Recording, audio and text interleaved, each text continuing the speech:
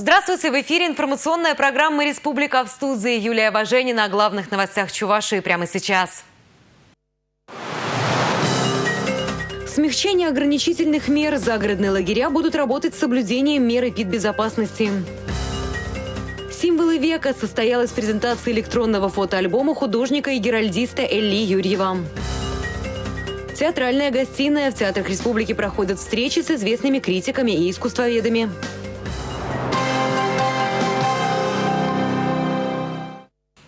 Правовой аспект реализации государственной молодежной политики обсудили на заседании координационного совещания при главе республики. В Чувашии действует более 2800 молодежных и детских объединений с охватом более 153 тысяч человек. Официально зарегистрировано 44 объединения. В 2020 году в творческих мероприятиях участвовало более 48 тысяч человек. Ежегодно представители Чувашской республики принимают участие в молодежных форумах различного уровня. В форумной кампании 2020 года приняли участие более 1411 человек. Среди значимых направлений деятельности – это кибердружины, волонтеры и поисковые движения. Их в республике более 500. На заседании отметили, что назрела необходимость принять новый законопроект по молодежной политике. Его сейчас согласовывают на уровне правительства. Один из важных вопросов повестки – профилактика правонарушений в молодежной среде. Количество преступлений, совершенных подростками, в целом уменьшилось, но участились случаи рецидивов. Наряду с хищениями и мелкими кражами были случаи с тяжкими последствиями, в том числе и в школах. Правоохранители отмечают, что обеспечить безопасность учреждений образования помогут тревожные кнопки и арочные детекторы. Обсудили также и вопросы обеспечения безопасности в образовательных учреждениях, в том числе недавние случаи с обрушением кровли в школах и в детских садах. Эту проблему может решить только ремонт, который необходимо провести как можно быстрее. Наталья Мальчикова, Юрий Марков, Республика. Инвестиционная привлекательность региона, льготная поддержка бизнеса, улучшение уровня жизни населения. Это и многое другое обсудили на расширенном заседании коллегии Минэкономразвития Чувашии.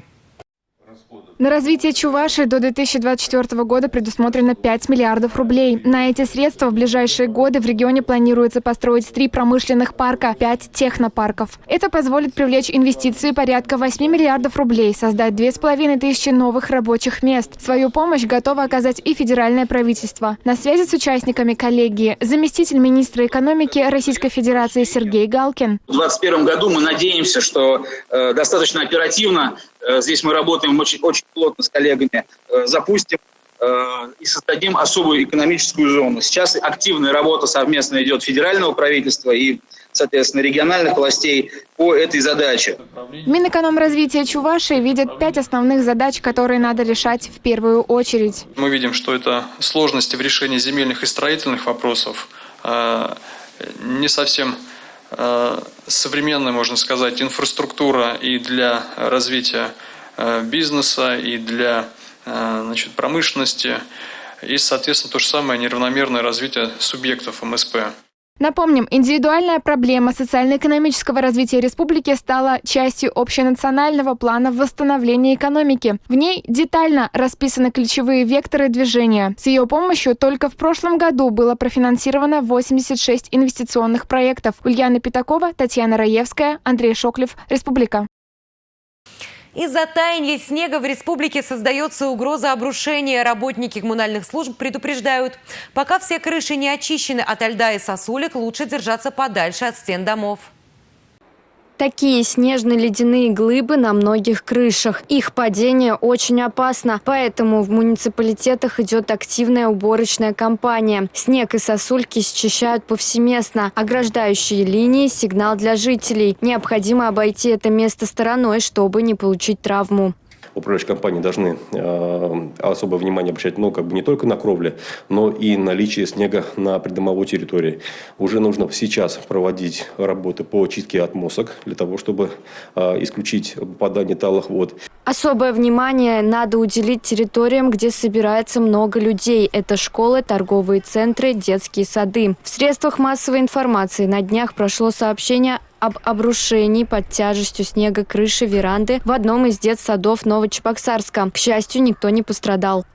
Веранда была аварийная, снег, поэтому с нее было чистить опасно. За ночь еще выпало очень много снега. Снег сейчас мокрый, липкий, тяжелый. осенью 2020 года. Тут же веранду огородили оградительной лентой, чтобы дети туда не заходили. И, соответственно, там никто не гулял. На этом участке дети не гуляли, и этой верандой никто не пользовался. Это произошло вечером в учреждении, и на улице никого не было. Делом заинтересовались Следственный комитет по Чувашской республике и прокуратура города Новочебоксарск. В отношении заведующей детского сада возбуждено дело об административном правонарушении, предусмотренном частью 2 статьи 10.3 Закона Чувашской республики об административных правонарушениях. Это как раз-таки нарушения, связанные с уборкой снега, наледи, с крыш, козырьков, веранд и прочего. Также Следственным отделом по городу Новочебоксарску Следственного комитета возбуждено дело уголовное по пункту Б, части 2 статьи 238 Уголовного кодекса в связи с оказанием услуг ненадлежащего качества. На данный момент ведется следствие. Ольга Семенова, Регина Кубайкина, Александр Атюков, Павел Иридков, Республика.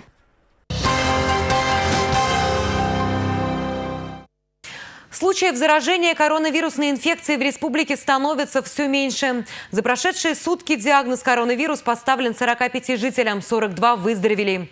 Снимут ли часть ограничительных мер, обсуждали сегодня на заседании оперативного штаба. Пока ситуация стабильная, но весна может качнуть маятник в сторону увеличения сезонных простудных заболеваний. Поэтому меры безопасности никто не отменял. Масочный режим действует. Дезинфекция территорий тоже в силе. На сегодняшний день уже выведено достаточно большое количество коек из-под ковидных. И таковыми на сегодняшний день является примерно около 1200 коек. Ну и радует то, что у нас больше недели количество людей, которые лечатся стационарно в системе здравоохранения от коронавирусной инфекции меньше, чем 1000 человек. Показатели заболеваемости коронавирусом в республике на 1,8% ниже, чем по всей стране. В связи с улучшением ситуации многих родителей волнует вопрос, смогут ли их дети лето провести в детских лагерях. С 27 марта у нас уже по плану должна стартовать летняя кампания по путевкам. Считаем, что мы максимально должны заполнить наши лагеря и наши инициативы. И мы вышли на Роспотребнадзор с предложением все-таки сделать 100% заполняемость и на себя взять ответственность вместе с Минздравом, в том числе по качественной организации и безопасности наших детей в каникулярный период. Роспотребнадзор республики рассматривает вопрос изменения действующих санитарных правил. Они коснутся в первую очередь требований по приему в лагеря. Обязательно наличие 2 справок об эпидокружении и об отсутствии контакта с больными COVID-19. Возможно, будет принято решение о круглосуточном проживании персонала на период смены. И, конечно, есть необходимость еженедельного тестирования работников на опасный вирус. Инесса Потапова, Алексей Зотиков, Андрей Шоклев, Республика. Пациенты, перенесшие инфаркт миокарда, ортокоронарное шунтирование, получают лекарства для последующего лечения абсолютно бесплатно. Соответствующий приказ Минздрав России подписал еще в 2020 году. 28 декабря на льду я тренирую команду врачей. Получился у меня инфаркт. Спасибо им огромное, спасли, 2-е рождение. Операция, выписали домой. Инфаркт со мной случился в Шихазанской районной больнице. И была на приеме у врача. Огромное спасибо врачам, которые сразу при обращении стали мне помогать. Померили они мне давление, сделали кардиограмму. После этого вызвали скорую медицинскую помощь и отправили в Канарский сосудистый центр сначала, оттуда в Чебоксары, республиканскую больницу. Здесь тоже очень своевременно врачи сделали мне операцию. Я чувствую сейчас себя хорошо.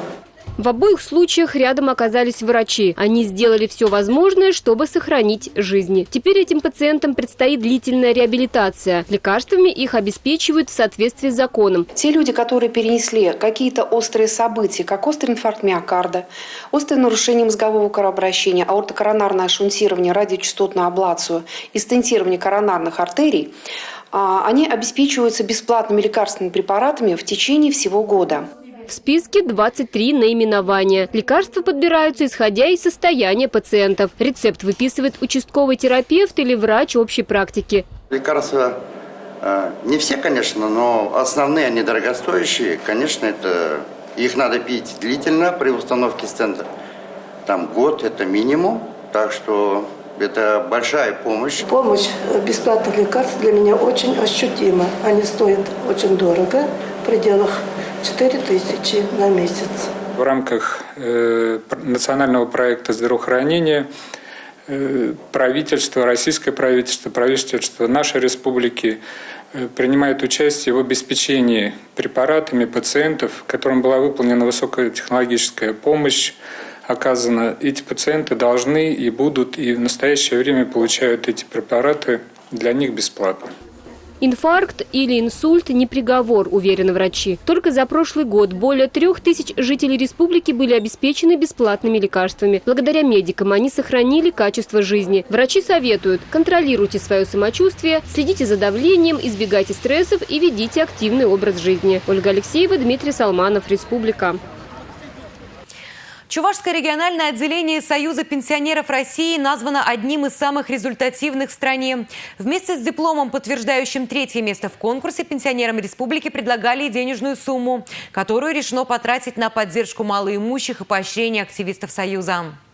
Республиканское отделение Союза пенсионеров России располагается в здании Пенсионного фонда Чувашии, что очень удобно для работы. Возникающие вопросы решаются без задержек, быстрее удается и доводить необходимую информацию до адресатов. Деятельность региональных организаций и участников конкурса оценивается по 16 критериям.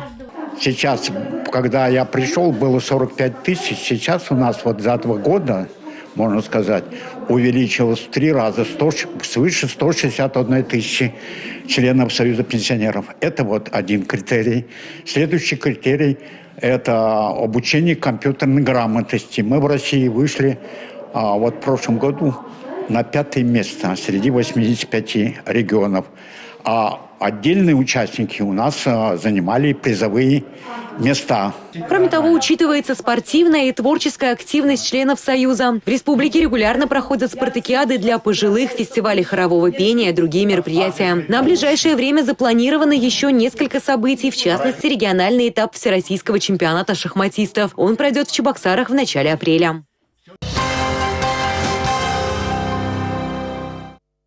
Вехи жизни и грани творческого поиска Элли Юрьева. В Государственном архиве современной истории республики состоялась презентация электронного фотоальбома, приуроченная к 85-летию со дня рождения известного геральдиста.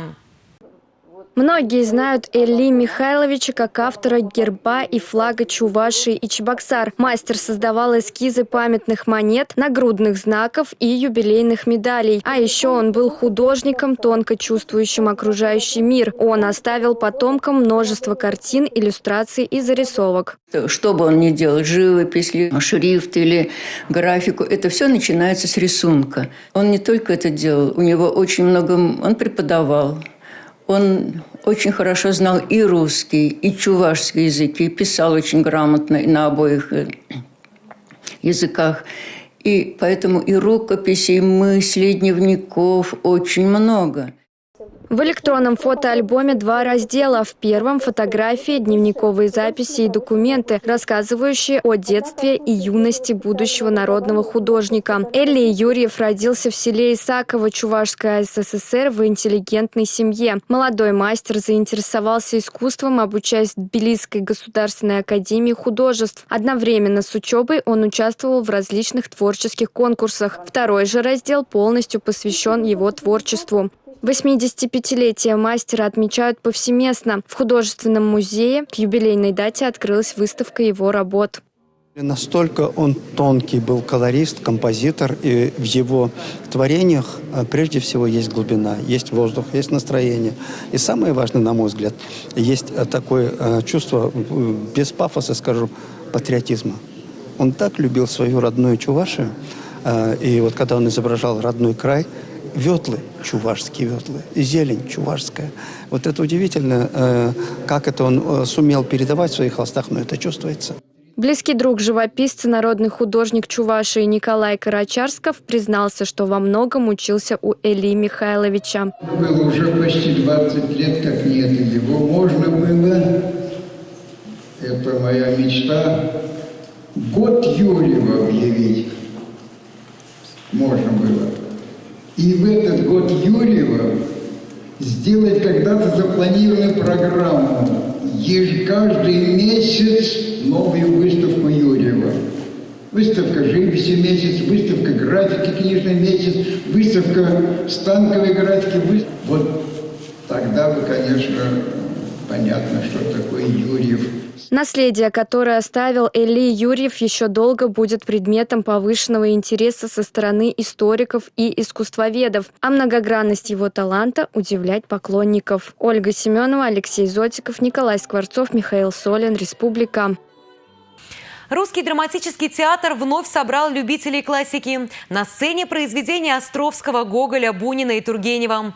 После спектакля в театральной гостиной увиденное обсуждают актеры, режиссеры, приглашенные эксперты и те, для кого игра – серьезное увлечение.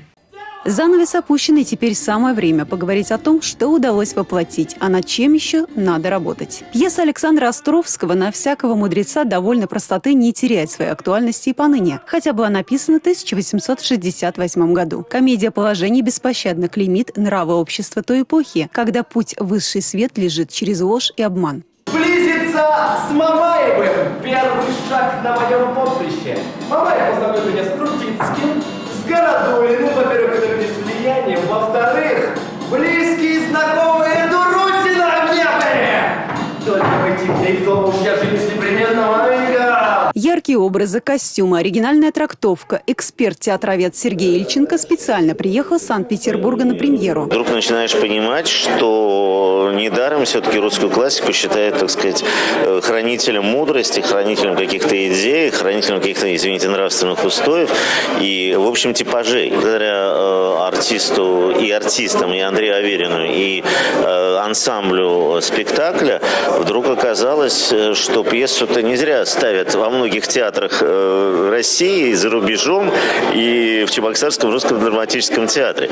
Это, конечно, очень здорово. И то, что, оставаясь классическим по форме, спектакль за счет вот этой вот удивительной интонации, за счет того, что он не претендует на переворачивание смыслов, а вот идет то, что называется по драматургической линии, я имею в виду у Александра Николаевича Островского, который просто так никогда ничего не писал. Активными участниками дискуссии стали молодые актеры-любители. Они с большим интересом слушали гостей из Санкт-Петербурга и в чем-то даже ему оппонировали. У них свой взгляд на современный театр, преемственность поколений. Такие встречи позволяют понять новые театральные тенденции, почувствовать зрительский интерес и двигаться дальше. Многие из молодых ребят набираются опыта, участвуя в окружном фестивале «Театральное Приволжье» и всерьез задумываются об актерской профессии. Наталья Мальчикова, Юрий Марков, Ульяна Пятакова, Александр Тиков, Республика.